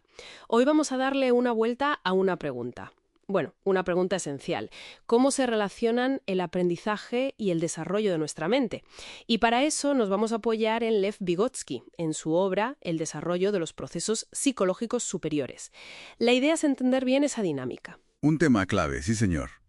Y Vygotsky decía que históricamente había bastante confusión al respecto. Exacto. Antes de él, ¿qué ideas había sobre la mesa? ¿Cómo se veía esa relación? Pues mira, básicamente había como tres grandes maneras de verlo. La primera, muy ligada a Piaget, por ejemplo, defendía que el desarrollo iba por un lado y el aprendizaje por otro. O sea que el desarrollo es cosa de maduración interna y el aprendizaje, bueno, pues llega después y usa lo que ya hay. Como que había que esperar, ¿no?, a que el niño estuviera maduro para enseñarle. Eso es. El desarrollo primero, siempre. Vale. Esa es una. ¿Y las otras? La segunda era casi lo contrario, que aprender es desarrollarse. Gente como William James pensaba que el desarrollo era, pues, acumular hábitos, reflejos. Aprender y desarrollarse, lo mismo, un solo proceso. Ya. Y la tercera intentaba como combinar las dos. Sí, intentaba mediar. Kafka, por ejemplo, y la gente de la Gestalt. Decían, vale, hay maduración del sistema nervioso y hay aprendizaje. Y las dos cosas interactúan. Ajá. La maduración prepara el aprendizaje y aprender, a su vez, pues estimula que madures más. De ahí venía esa idea antigua de la disciplina formal, ¿sabes? ¿Ah, sí? Lo de que estudiar mates o latín te hacía más listo en general, ¿no? Como si el cerebro fuera un músculo que se entrena así. Exacto. Pero claro, eso luego se cuestionó bastante. Thorndike hizo experimentos y dijo que no, que el aprendizaje era súper específico. Que aprender una cosita no te hacía mejor en otra cosa distinta. Justo. Pero los de la Gestalt no estaban de acuerdo. Decían que al aprender, pillas estructuras, principios, y eso sí que lo puedes usar en otras tareas. Para ellos, el desarrollo era más amplio. Aprender un paso te podía hacer dar 2 pasos en desarrollo, por decirlo así. Entendido. Y en medio de todo este debate llega Vygotsky. Y trae su idea estrella, ¿no? La zona de desarrollo próximo. La ZDP. Ahí está. Pero antes de definirla, él hace una puntualización importante sobre el aprendizaje en la escuela. Ah, ¿sí? ¿Cuál? Pues que, claro, aprendemos un montón de cosas antes de ir al cole. Hablar, preguntar, imitar. Pero el aprendizaje escolar es diferente. Introduce conceptos científicos, una forma de pensar más sistemática. Vale. Y para entender cómo ese aprendizaje, el escolar, se relaciona con el desarrollo, Vygotsky dice, hay que mirar dos niveles. El nivel evolutivo real, lo que ya podemos hacer solos por nuestra cuenta. Exacto. Lo que ya está consolidado. Los frutos del desarrollo, que diría Piaget. Eso es el pasado, lo ya logrado. Pero, ¿y si alguien nos ayuda? ¿Si colaboramos? Ahí está la clave. Ahí entra la zona de desarrollo próximo. Es esa distancia, esa diferencia entre lo que haces solo y lo que puedes llegar a hacer con ayuda, con una guía. O sea, no es lo que ya sabes, sino lo que estás a punto de saber hacer. Precisamente, las ZDP son las funciones que están madurando. Vygotsky las llamaba flores del desarrollo, no frutos. Son el futuro inmediato, el potencial. ¡Qué bueno! Y esto es súper importante, porque dos críos pueden tener el mismo nivel real, resolver los mismos problemas solos, Ajá. pero tener ZDP muy distintas. Con ayuda, uno a lo mejor llega mucho más lejos que el otro. Su capacidad para aprender de la enseñanza es diferente. Claro, tiene todo el sentido. Lo que hoy haces con ayuda, mañana lo harás solo. Hay estudios que lo vieron, ¿no? Sí, sí.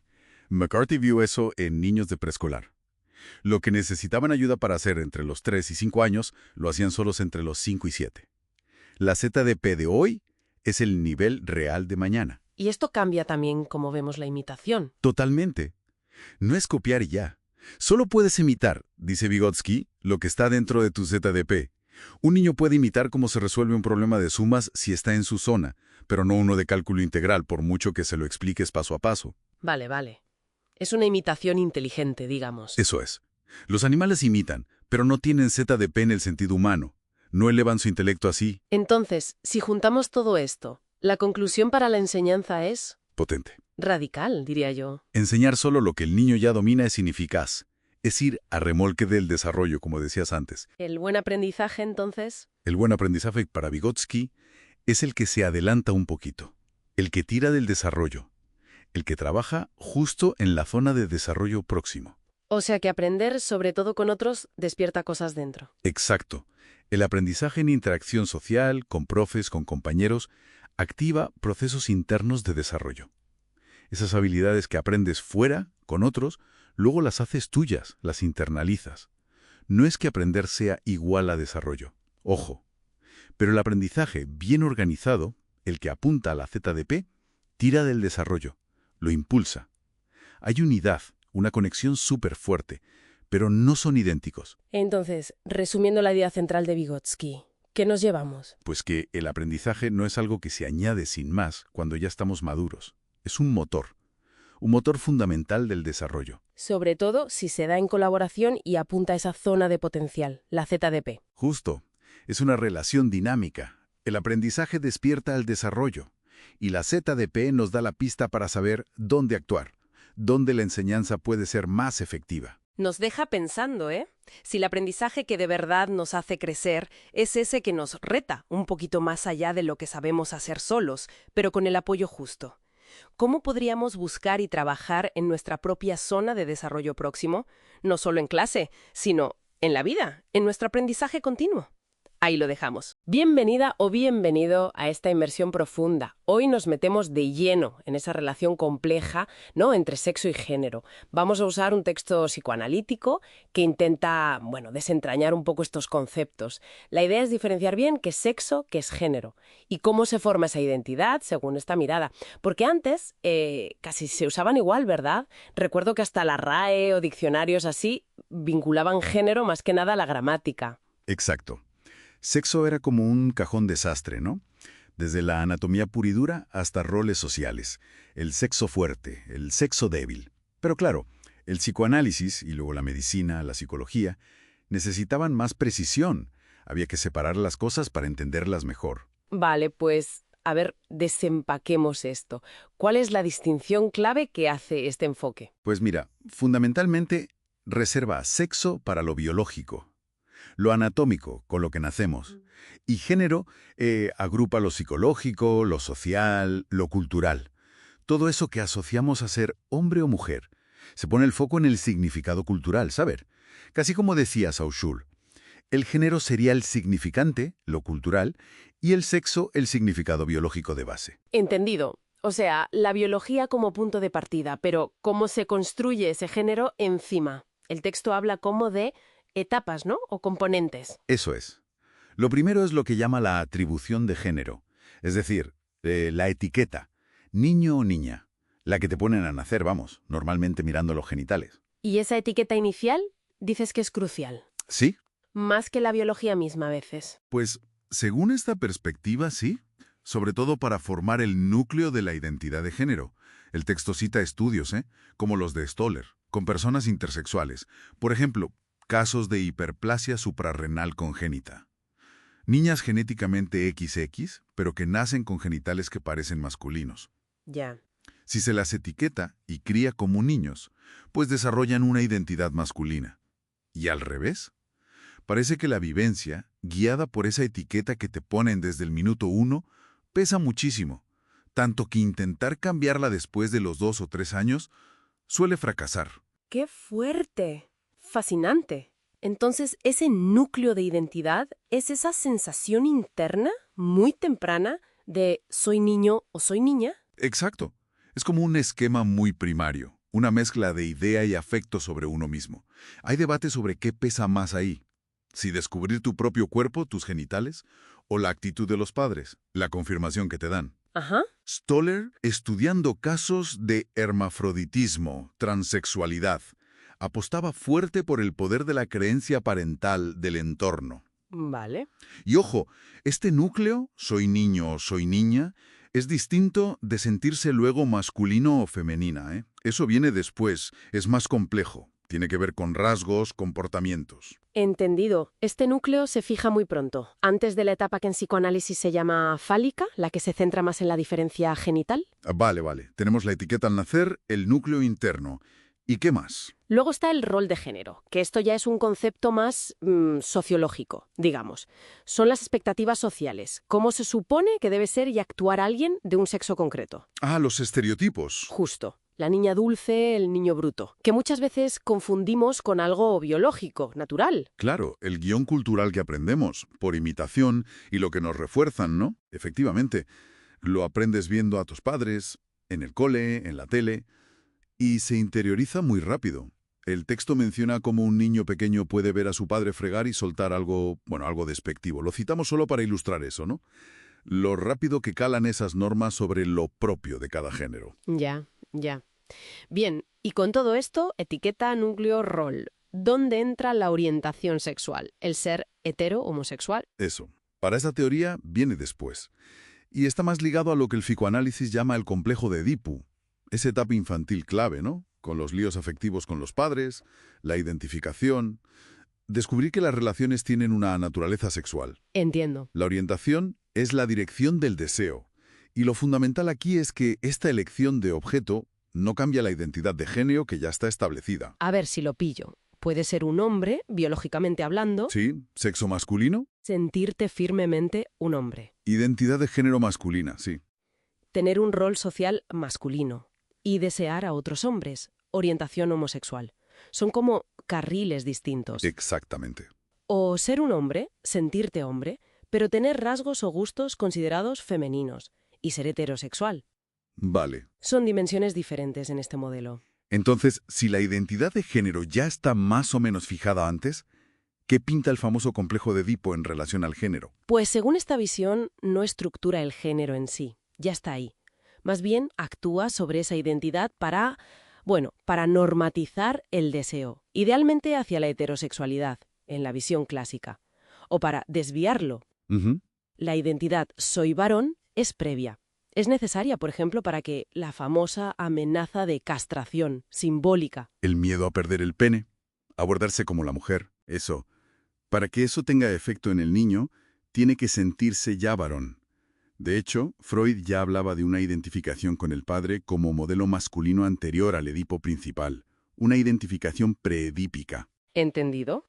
El texto también decía algo de una dificultad especial para el niño varón, ¿no es así? Sí, lo apunta. Porque claro, el primer vínculo, el primer modelo, para cualquier bebé, niño o niña, es la madre. Claro. El varón necesita un proceso de desidentificación de ella para construir su masculinidad. Y para eso se apoya en el padre. no solo porque tiene pene, sino como figura que la madre valora, con un rol social, etc. Y también en las expectativas sociales, claro. Es clave esa masculinización simbólica, que ser varón sea algo valorado por los padres, por la cultura. Entonces, resumiendo un poco el viaje que nos propone este texto.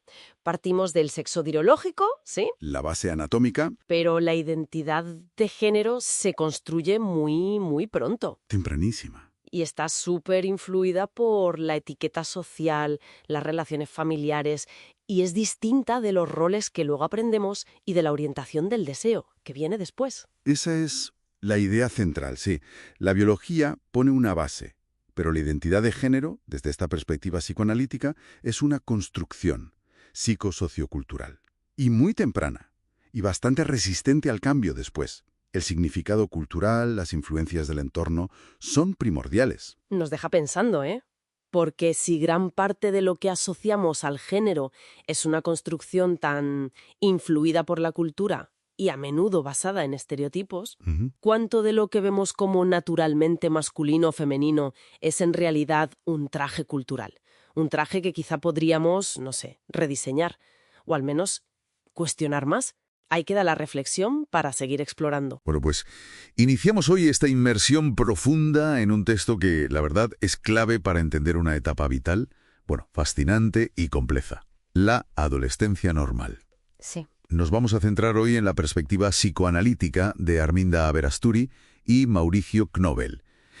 Sobre todo en ese capítulo de Knobel del 71, el síndrome de la adolescencia normal. Exacto. Y la misión, sí, queremos llamarla así, es explorar qué significa ser normal en la adolescencia desde esta óptica, ¿no? Desentrañar esos comportamientos que a veces desde la mirada adulta pues desconciertan bastante. Exacto. Es que Knobel parte de una idea muy interesante. Que vale, los factores culturales influyen, claro, pero hay una base psicobiológica universal en la adolescencia. Ajá. Es un momento de transición fundamental, donde la persona tiene que dejar atrás su identidad infantil, tiene que construir una nueva, proyectándose ya hacia la vida adulta. Es una reformulación total del yo, vamos. Y justo ahí es donde Knobel introduce este concepto que, llama la atención. El síndrome de la adolescencia normal. Claro, oír síndrome y normalidad juntos suena casi a contradicción. ¿Cómo lo entendemos? Pues sí, es una forma un poco provocadora deliberadamente de señalar algo que es crucial. A ver. Que la estabilidad que consideramos normal en una persona adulta sería de hecho anormal en un adolescente que está en pleno desarrollo. Ah, claro. Este periodo se caracteriza justo por eso, por desequilibrios, por inestabilidad.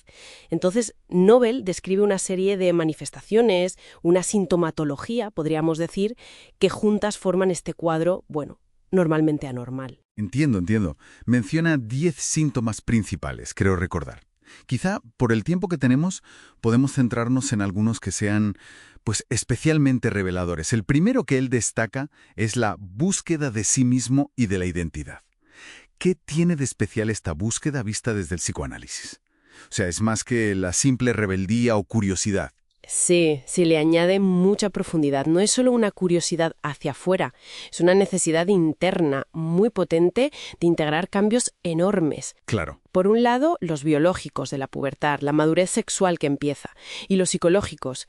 Y esto implica un proceso que ellos llaman duelo. Duelo. Sí, duelo por el cuerpo infantil que se ha perdido, duelo por el rol y los privilegios de ser niño, y un duelo súper importante, por los padres idealizados de la infancia, que ahora se empiezan a ver de forma más real. Ya, entonces, toda esta pérdida y este reajuste generan confusión, identidades que parece que cambian todo el rato. A veces se aferran a modas de grupo muy marcadas, otras veces adoptan identidades como de oposición, mientras luchan por encontrar una continuidad interna, un quién soy, más allá de ese niño o niña que eran. Esa confusión y esa necesidad de apoyo que mencionas parecen conectar directamente con otro síntoma, la tendencia grupal. Es casi universal, ¿no? Esa necesidad adolescente de pertenecer a un grupo, a la pandilla. ¿Es solo para socializar o tiene una función más profunda para Knobel? Tiene una función defensiva y estructural que es fundamental. A ver, el grupo ofrece seguridad justo cuando por dentro hay muchísima inseguridad. Claro. Da un espejo, la uniformidad del grupo, donde sentirse reflejado, aceptado. Y, muy importante, actúa como un espacio de transición para ir desplazando la dependencia emocional de la familia. Permite lo que Knobel llama una sobreidentificación masiva. Todos se identifican muchísimo con cada miembro y con el grupo en sí. Y esto facilita la separación psicológica de los padres, que es necesaria. Es como un puente, ¿sabes?, hacia la individuación adulta.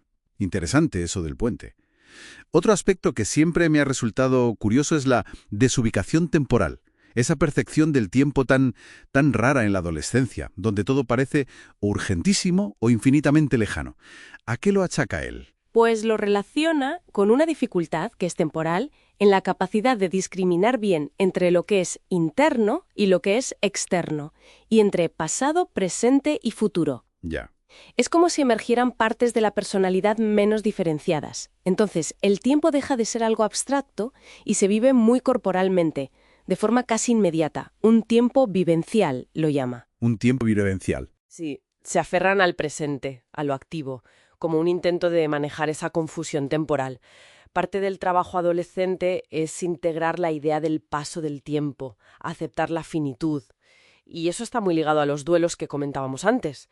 Es esencial para construir una identidad adulta estable y una percepción, digamos, madura del tiempo. Y ya para ir cerrando, los síntomas principales, uno central, la separación progresiva de los padres. Quizás el duelo más obvio y el que, a menudo genera más roces visibles. Sí, y además es importante recordar que es un proceso bidireccional. Los padres también pasan su propia crisis frente al crecimiento y la separación inevitable del hijo.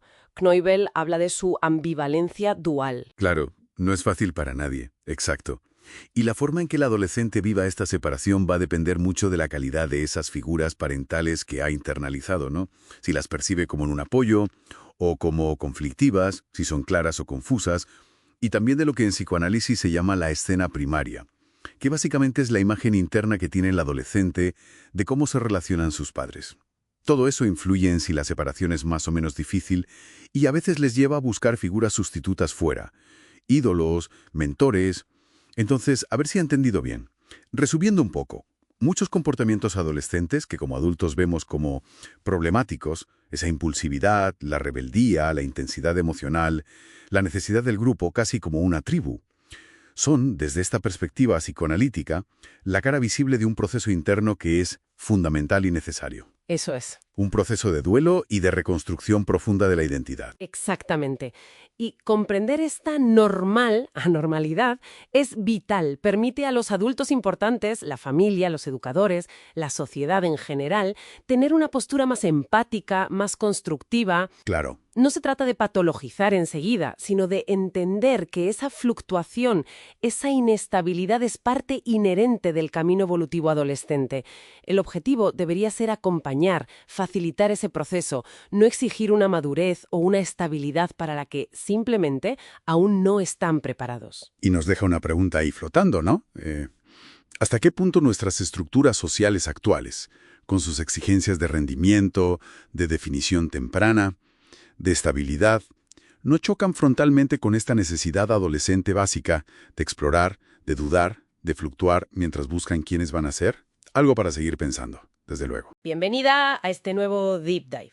Hoy nos vamos a sumergir en un libro fundamental. Psicogeriatría, teoría y clínica, de Leopoldo Salvareza. Es un texto clave, ¿sí?, que aborda el envejecimiento desde una perspectiva psicoanalítica y también social. Y con un enfoque muy marcado por el contexto argentino donde se escribió.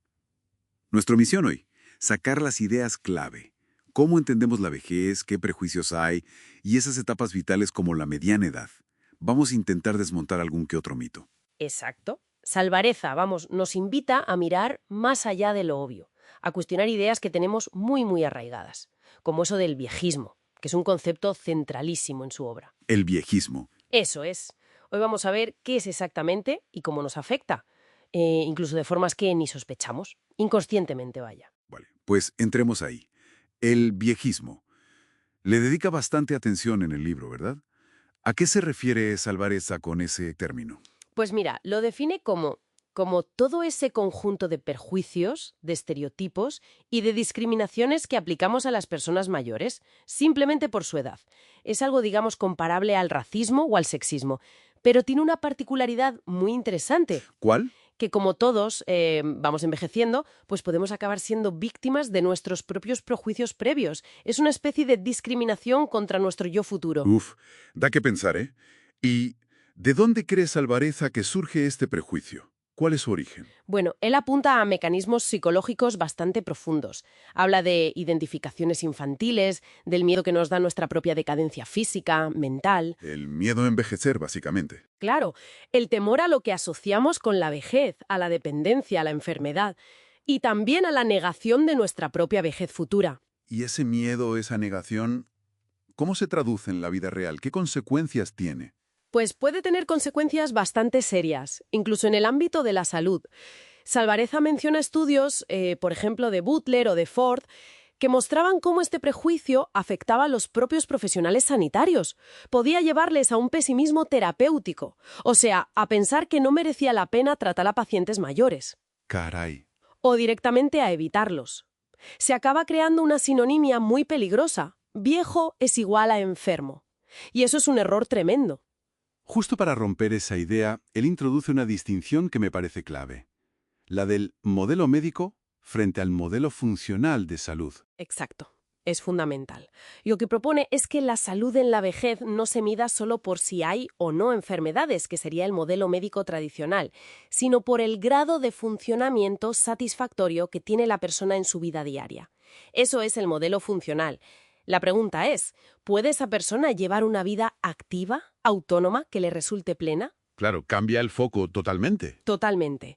Y ojo, que ya en su época él citaba estadísticas que desmentían muchos mitos. Por ejemplo, que solo un porcentaje muy pequeño de mayores de 65, creo recordar que rondaba el 5% en los estudios que cita, vivía en instituciones. Ah, mira. La inmensa mayoría, seguía integrada en la comunidad, viviendo en sus casas. Interesante ese dato para romper estereotipos.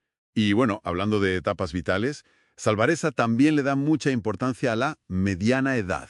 La sitúa más o menos entre los 45 y los 65 años. Sí, la ve como una etapa crucial, una transición fundamental en el proceso de envejecer. ¿Y cómo la caracteriza? Pues la presenta como un periodo de, potenciales grandes logros, pero también, y esto es importante, de una toma de conciencia muy fuerte sobre el propio envejecimiento. Describe cambios intrapsíquicos clave que suelen aparecer ahí. Cambios intrapsíquicos. Suena profundo. ¿Cuáles serían los más destacados? Pues mira, basándose en otros autores como Neugarten, destaca principalmente 3. Primero, un incremento de la interioridad. Interioridad. Sí, como una mayor introspección. La persona empieza a evaluar su vida, se vuelve más hacia su mundo interno, digamos. Segundo, un cambio en cómo percibimos el tiempo. ¿En qué sentido? Se empieza a medir el tiempo más por lo que falta por vivir que por lo que ya ha pasado. Aparece más clara la conciencia de finitud, de que el tiempo no es ilimitado. Entiendo. Y tercero, lo que llama la personalización de la muerte.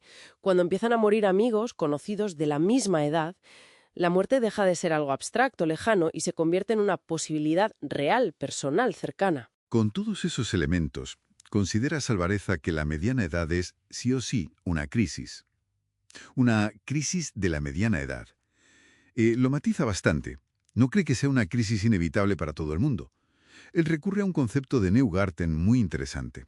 Los relojes sociales. Relojes sociales. Sí, esa idea cultural no escrita de que hay un momento adecuado para ciertas cosas en la vida. Casarse, tener hijos, alcanzar cierto estatus profesional, jubilarse. Entonces, según esta visión, la crisis no vendría tanto por pasar por esas transiciones, que son esperables, sino más bien por eventos que ocurren fuera de tiempo, o muy pronto, o muy tarde según la norma, o por cosas inesperadas, claro. Vale, entiendo. No es la etapa en sí, sino cómo se viven los eventos en relación a esa norma social. Eso es. O eventos disruptivos, claro. Y ya pensando en el envejecimiento más avanzado, el libro también contrasta dos teorías psicosociales que fueron muy influyentes. Sí, dos visiones contrapuestas. Por un lado está la teoría del desapego, de Cumming y Henry. ¿Qué decía esa teoría? Pues básicamente postulaba que envejecer implicaba una retirada natural, incluso deseada y beneficiosa, de los roles sociales y de los vínculos, como una especie de preparación para el final, un desenganche progresivo. Pero creo que Salvareza no estaba muy de acuerdo con eso, ¿no? Para nada. Era muy crítico. La consideraba una teoría potencialmente dañina y, en el fondo, un reflejo más del viejismo de la sociedad. ¿Por qué? Porque él argumentaba que en aislamiento social, en la vejez, no suele ser algo que la persona busque por sí misma. Más bien suele ser una consecuencia de la falta de oportunidades, del rechazo social, de las pérdidas acumuladas, de la falta de roles significativos. Vamos, que no es un deseo intrínseco. Claro. Y frente a eso, él defiende la postura contraria, que se alinea más con la teoría de la actividad o del apego. ¿Qué dice qué? Que la clave para un envejecimiento satisfactorio es precisamente mantener la actividad, los intereses, los vínculos sociales que sean significativos para la persona, adaptándolos, lógicamente, a las capacidades y a la energía de cada momento, pero manteniendo esa conexión. O sea, que la satisfacción viene de seguir conectado, no de retirarse. Exacto. La satisfacción vital viene de la relación con los otros y con actividades que den sentido, no de un retiro forzado o mal entendido como natural. Bueno, pues si tuviéramos que resumir este repaso a Salvareza, nos quedaríamos con varias ideas potentes, ¿no? Primero, el viejismo como ese prejuicio real, con consecuencias dañinas, que tenemos que identificar en nosotros y en la sociedad. Sin duda. Segundo, la mediana edad como una etapa clave de introspección, de redefinición de nuestra relación con el tiempo. Ajá. Y tercero, la importancia de cuestionar esa idea del desapego en la vejez. ¿Es algo natural o es más bien una construcción, una imposición social? Totalmente. Y añadiría una idea más global que Salvareza recalca. Envejecer es un proceso súper individual. Como él dice, se envejece como se ha vivido. Está influido por la biología, por la psicología, claro, pero los factores sociales y culturales tienen un peso enorme, decisivo muchas veces. Y esa idea central, la salud funcional, la capacidad de vivir una vida plena y con sentido, importa más que la simple ausencia de enfermedades en un papel. Pues, para terminar, una reflexión que nos deja flotando el libro. Si somos más conscientes de estos prejuicios, como el viejismo, y de estas dinámicas psicológicas de etapas como la mediana edad, ¿cómo podría eso cambiar nuestra propia manera de ver el paso del tiempo? Y sobre todo, ¿cómo podría cambiar nuestra forma de relacionarnos con las personas mayores que tenemos cerca? Ahí queda la pregunta para darle una vuelta.